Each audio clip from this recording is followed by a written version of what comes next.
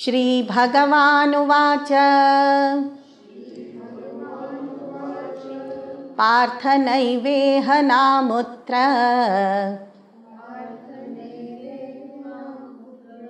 विनाशस्तस्य विद्यते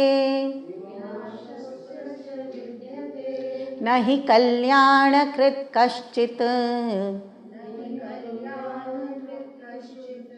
दुर्गतिं तात गच्छति.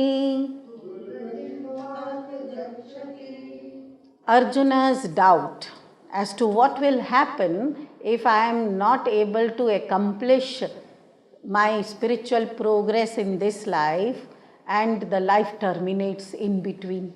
Do you know when my life is going to terminate? About your own? No. About mine? No. So we don't know. So one has to continue to strive to get free from the bondage of this cycle of death and birth. But then, if suppose I meet with death, whereas I have not yet realized my true self, then what will happen? This was the doubt of Arjuna, the previous shloka itself. So, will he not get dissipated like a cloud which gets disintegrated due to the breeze, due to the wind? So, will that not happen? It happens. See, this doubt is very natural because we continue on the path of spirituality for some time with all our vigor and dynamism, and then suddenly some attraction comes in our life. We get dissipated, the mind gets dissipated. Again we get into worldly things so powerfully that we forget about our regular worship, our upasana, our classes, our studies. Everything is forgotten for some time. Again something happens in our life and again we get back to the track. So this keeps happening. So Arjuna's doubt is justified that if suppose before realization I leave this mortal coil due to the destiny, my purva karma, which ends here. For the body, the destiny is up to this much. This is the last point of survival for me in this body. What will happen? So Bhagavan now explains, Parth, oh dear son, Tat, I will explain it to you, O Parth. See, Parth is a very apt address over here because Parth is directly addressing the physical existence. Parth is the son of Pritha, Prithvi. We are made up of earth. This body is earth. So this mortal coil is made up of earth, which is going to get back into earth. When we say earth, it always includes the previous four great elements, right?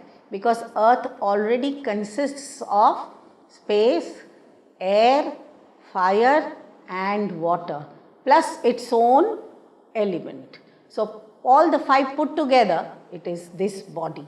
So when he is addressing him as Parth, that means he is addressing him, when you are identifying with this mortal coil of yours, then what sort of activities you are indulging into? That is the main question over here. Vinashastasya na vidyate kalyanakrit. Those who are doing good deeds, for them there is no destruction. O Parth, no harm will come to those who intend to do good work. So first question, do I have this urge to do good work?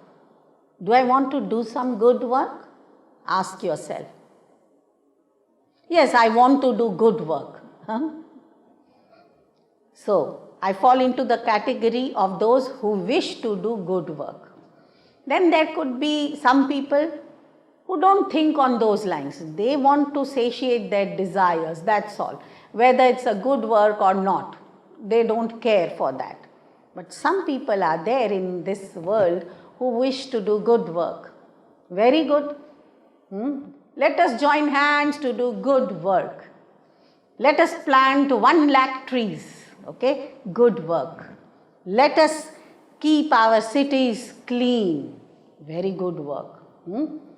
Good work. So you wish to join such programs and do good work. That's one category.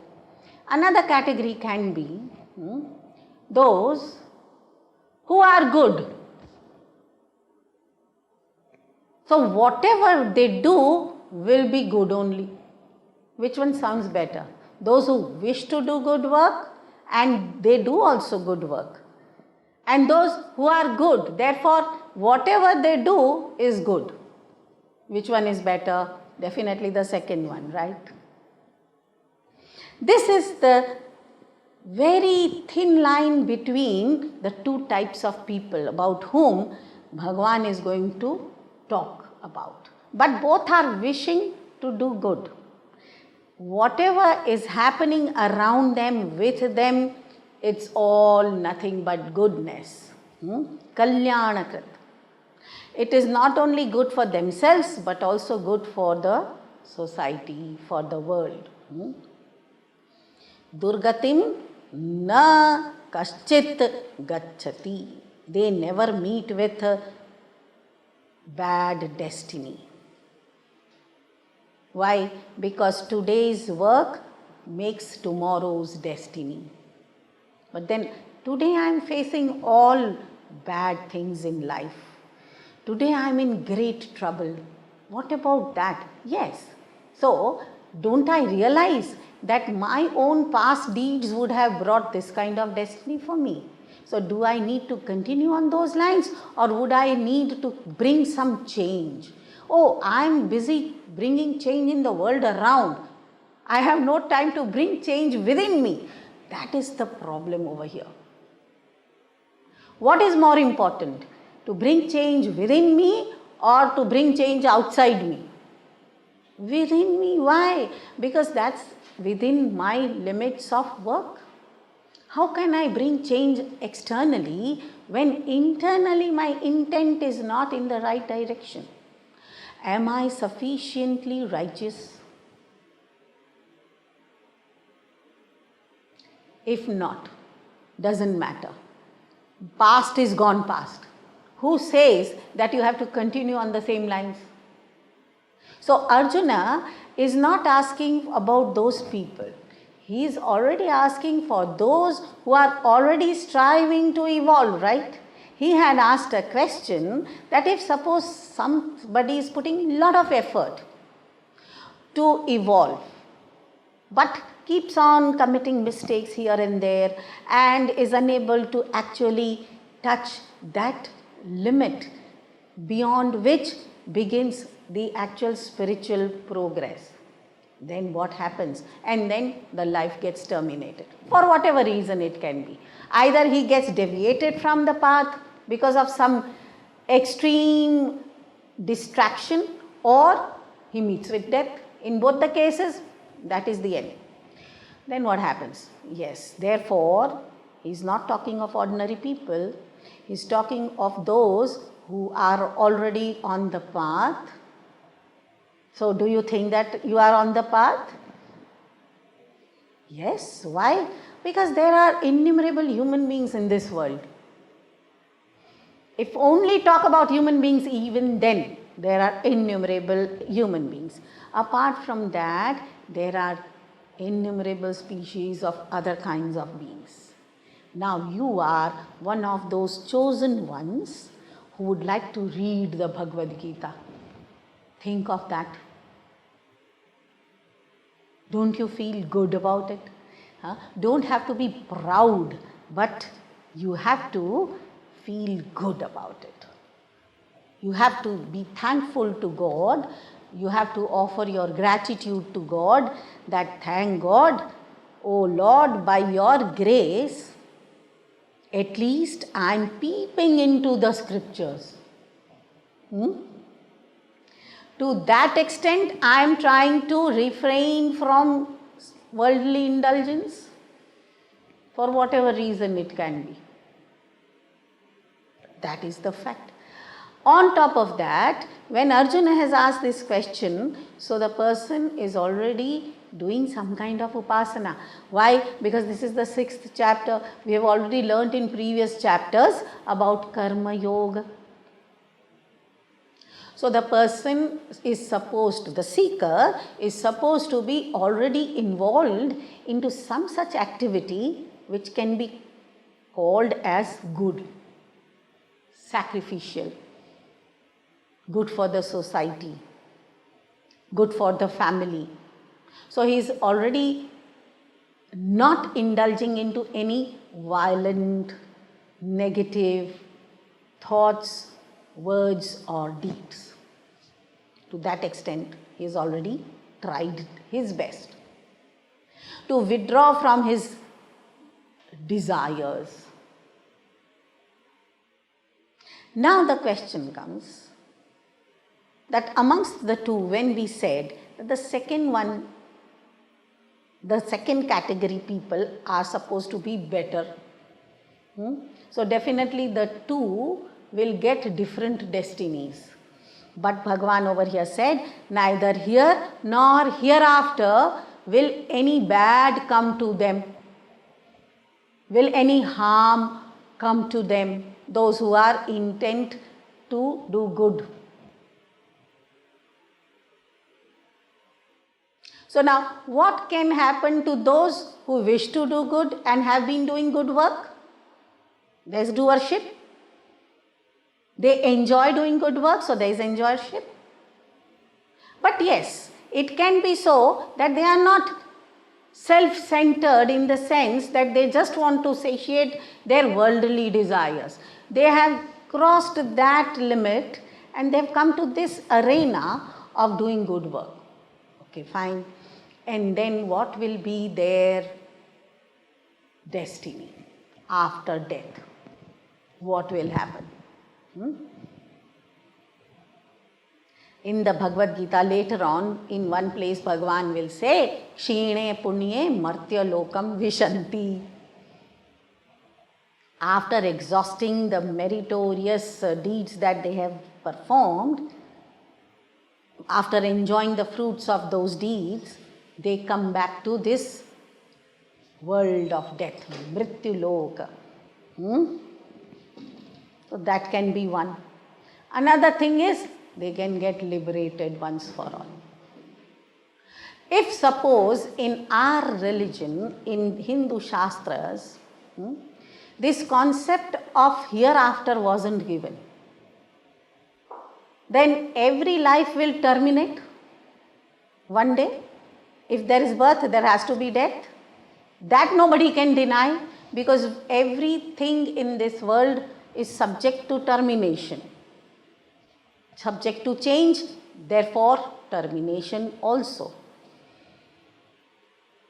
The second point would have been that every birth would have been the same, with the same beginning, without any past. So there could not have been different strata in the society. Either everybody would have been born on roads or everybody in riches. Why this, that somebody gets birth here and somebody there and this and that, etc.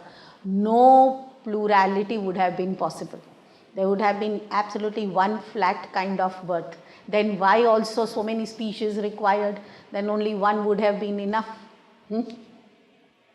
All are rats, maybe, or are human beings, maybe, all are birds or all are fish. Why not that?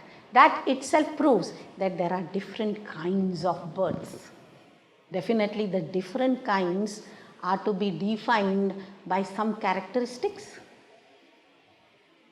What is the component of gold is different than the component of silver, right? That makes silver different than gold. Gold more expensive than silver. Nothing wrong with it, but yes, it is so. What about mud? Of course. Wood. So each thing or each being also in this world has got inherent quality which has made that being or thing the way it is.